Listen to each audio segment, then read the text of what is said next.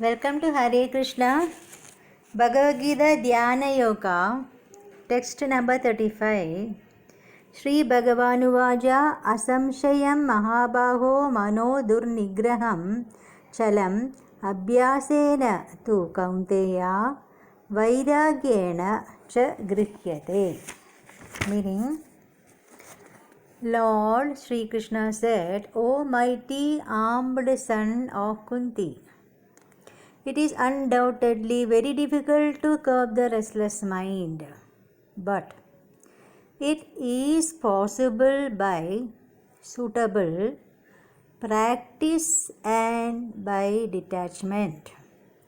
Purport: the difficulty of controlling the obstinate mind as expressed by Arjuna is accepted by the personality of Godhead.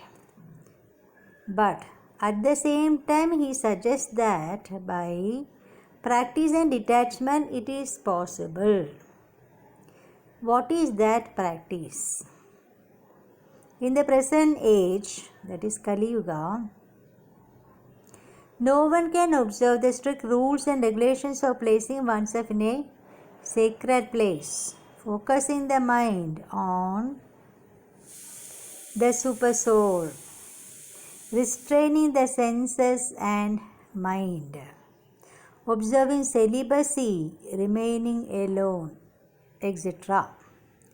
By the practice of Krishna consciousness, however, one engages in 9 types of devotional service to the Lord. The first and foremost of such devotional engagements is hearing about Krishna. This is a very powerful transcendental method for purging the mind of all misgivings. The more one hears about Krishna, the more one becomes enlightened and detached from everything that draws the mind away from Krishna. By detaching the mind from activities not devoted to the Lord, one can very easily learn Vairagya. Vairagya means detachment from matter and engagement of the mind in spirit. Impersonal spiritual detachment is more difficult than attaching the mind to the activities of Krishna. This is practical because by hearing about Krishna, one becomes automatically attached to the Supreme Spirit. This attachment is called spiritual satisfaction. Pareshanubhava, spiritual satisfaction. It is just like the feeling of satisfaction a hungry man has for every morsel of food he eats. The more one eats while hungry, the more one feels satisfaction and strength. Similarly, by discharge of devotional service, one feels transcendental satisfaction as the mind becomes detached from material objectives. It is something like curing a disease by expert treatment and appropriate diet. Hearing of the transcendental activities of Lord Krishna is therefore expert treatment for the mad mind. And eating the foodstuff offered to Krishna is the appropriate diet for the suffering patient. This treatment is the process of Krishna consciousness. Text number 36. Asamyatatmana yogo dushprava idi me madihi vashyatmana tu yatata Shakyo avaptum ubayataha. Meaning, for one whose mind is unbridled, means uncontrolled, Self-realization is difficult work, but he whose mind is controlled and who strives by appropriate means is assured of success. That is my opinion. Purport: the Supreme Personality of Godhead declares that one who does not accept the proper treatment to detach the mind from material engagement can hardly achieve success in self-realization. I repeat, the Supreme Personality of Godhead, Lord Krishna, declares that one who does not accept the proper treatment to detach the mind from material engagement can hardly achieve success in self-realization. Trying to practice yoga while engaging the mind in material enjoyment. I repeat, trying to practice yoga while engaging the mind in material enjoyment is like trying to ignite a fire. Trying to ignite a fire while pouring water on it.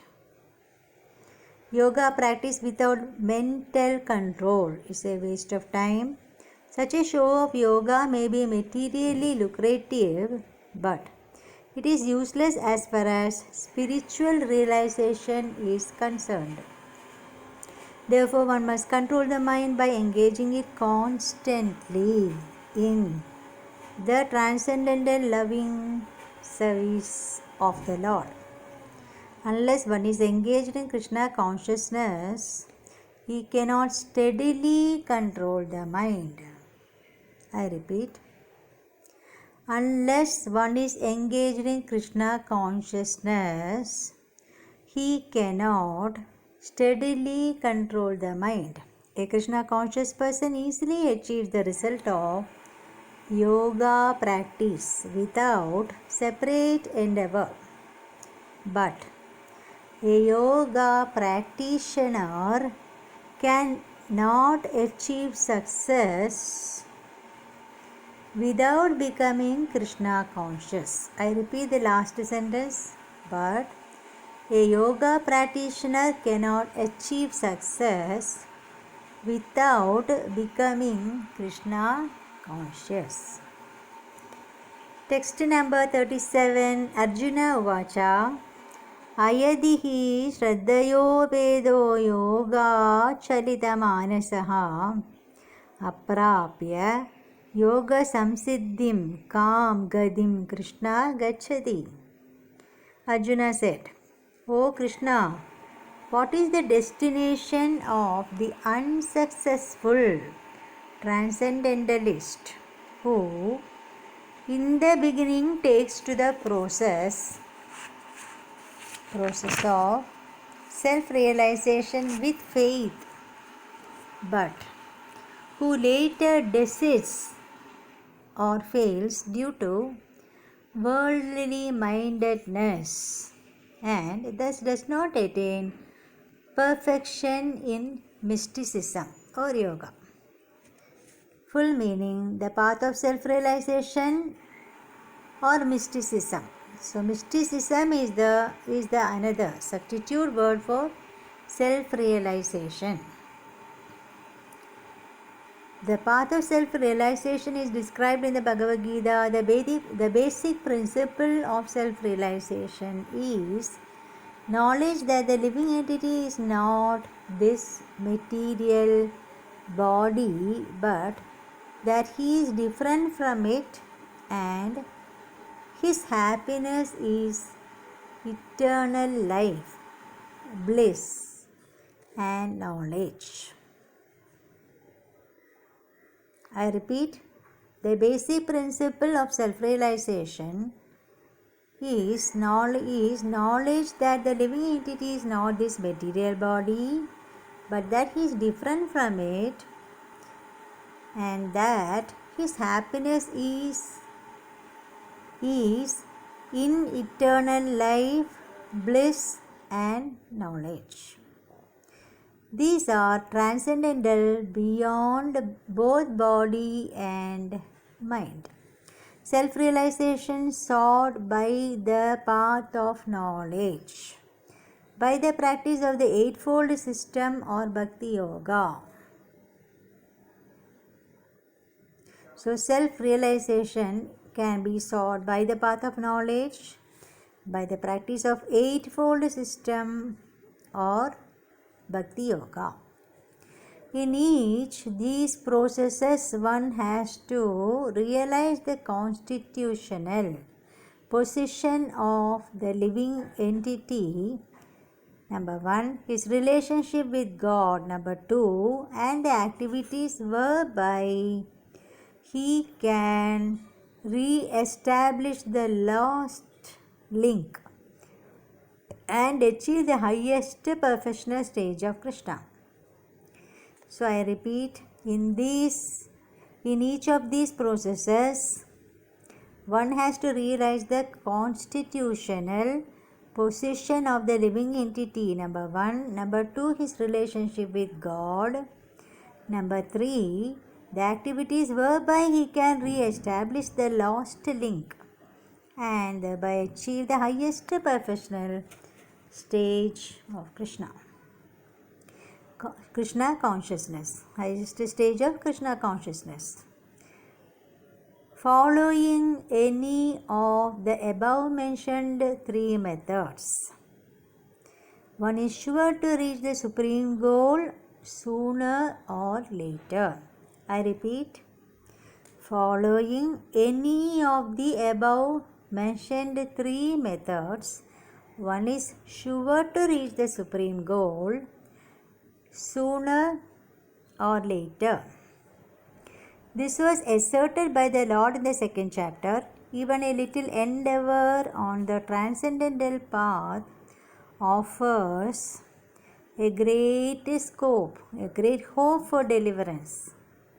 I repeat, the 2nd chapter, Lord has mentioned that even a little endeavor on the transcendental path offers a great hope for deliverance. Out of these 3 methods, the path of Bhakti Yoga is especially suitable for this age because it is the most direct method of God realization. To be doubly assured, Arjuna is asking the Lord to confirm his former statement. One may sincerely accept the path of self-realization, but the process of cultivation of knowledge and the practice of Eightfold System are generally very difficult for this age. Therefore, despite constant endeavor, one may fail for many reasons. First of all, one may not be sufficiently serious about following the process. To pursue the transcendental path is more or less is to declare war on the illusory energy. To pursue the transcendental path or Bhakti Yoga is more or less to declare war on the illusory energy or Maya. Consequently, whenever a person tries to escape the clutches of the illusory energy, she tries to defeat the practitioner by various allurements, distractions. A conditioned soul is already allured by the methods of material energy, and there is every chance of being allured again, even while performing transcendental disciplines.